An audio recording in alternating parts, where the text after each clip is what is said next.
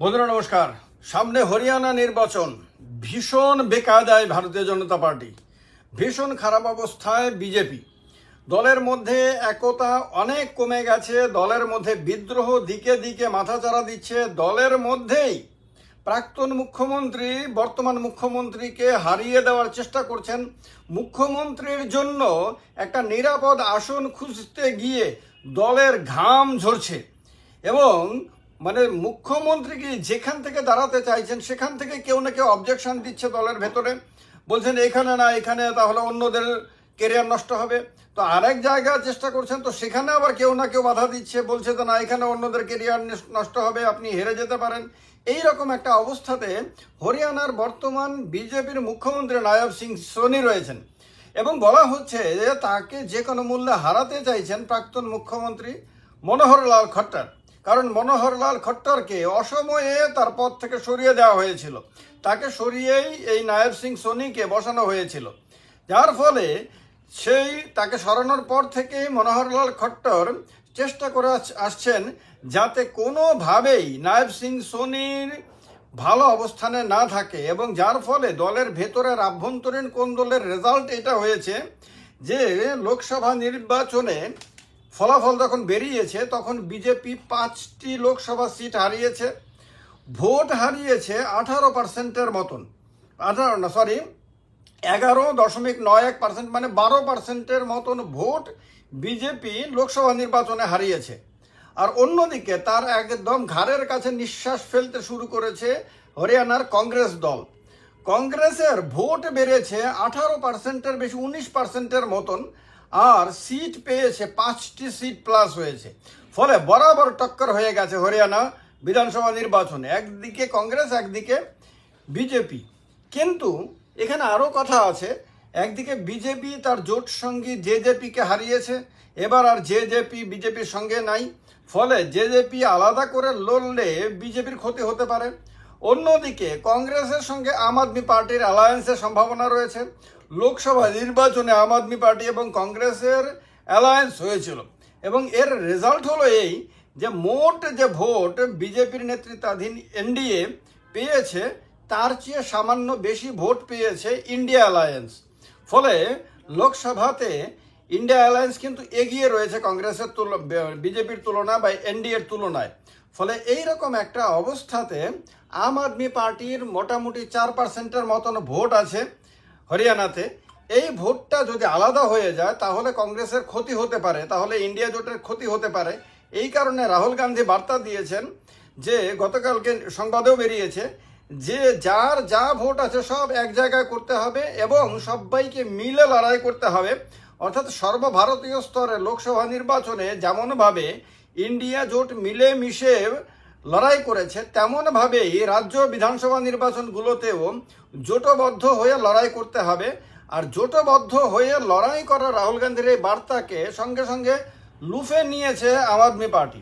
আম আদমি পার্টির সর্বভারতীয় স্তরের নেতারা তারা সঙ্গে সঙ্গে পজিটিভ রেসপন্স দিয়ে তারা বলেছেন যে হ্যাঁ, এই ব্যাপারে আলোচনা করে একটা সিদ্ধান্তে আসতে হবে যাতে ভোটের বিভাজন না হয়। যেখানে বিজেপি চেয়ে আসছিল যে ইন্ডিয়া জোট যাতে রাজ্যগুলোতে ঐক্যবদ্ধভাবে লড়াই করতে না পারে, সেখানে যাতে তারা আলাদা আলাদাভাবে লড়াই করে, তাহলে ভোটটা বিভাজিত হয়ে যাবে।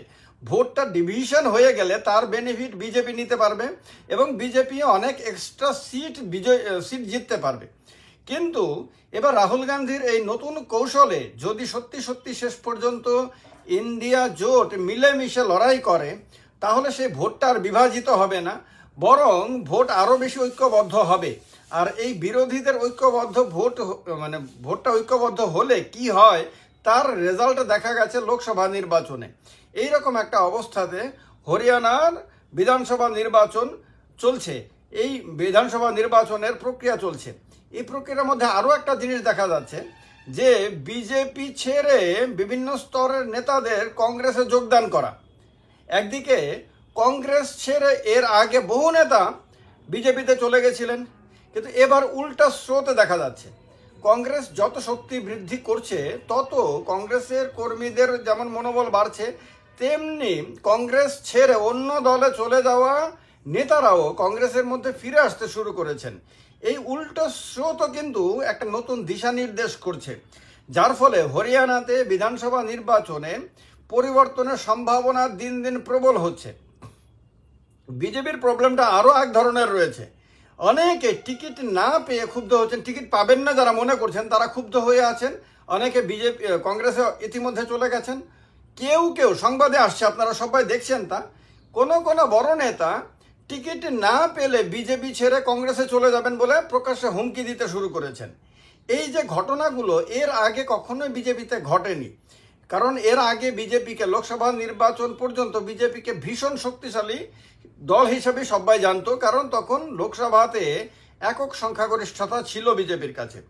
একক সংখ্যাগরিষ্ঠতা হারানো মাত্র রাজ্যে রাজ্যে এইরকমভাবে বিদ্রোহ যে বিজেপি এগুলোকে সামাল দিতে পারছে না। হরিয়ানাতে কেন্দ্রীয় নেতারা মিলেমিশে চেষ্টা করছেন পরিস্থিতিকে সামাল দিতে, কিন্তু সামাল দেওয়া সম্ভব হচ্ছে না, কারণ দলের ভেতরে বিদ্রোহ দিকে দিকে আপনার ছড়িয়ে পড়ছে।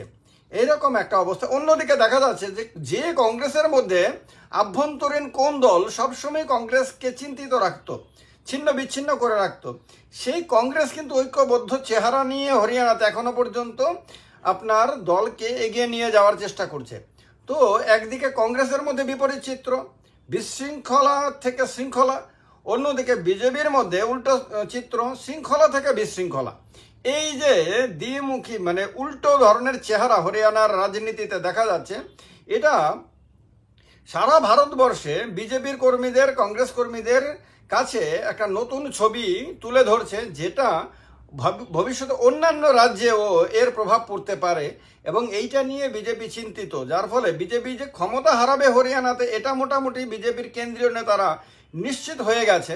যদি ব্যাপক কোনো বড় ঘটনা না ঘটে, তাহলে হরিয়ানাতে বিজেপির ক্ষমতায় ফিরিয়ে আসা তৃতীয়বারের জন্য অসম্ভব বলে মনে হচ্ছে। এরকম একটা অবস্থাতে এখানে হিসাবটা আমি আপনাদেরকে বলে দিই যে লোকসভা নির্বাচনে কি হয়েছিল, তাহলে বুঝতে পারবেন আপনারা।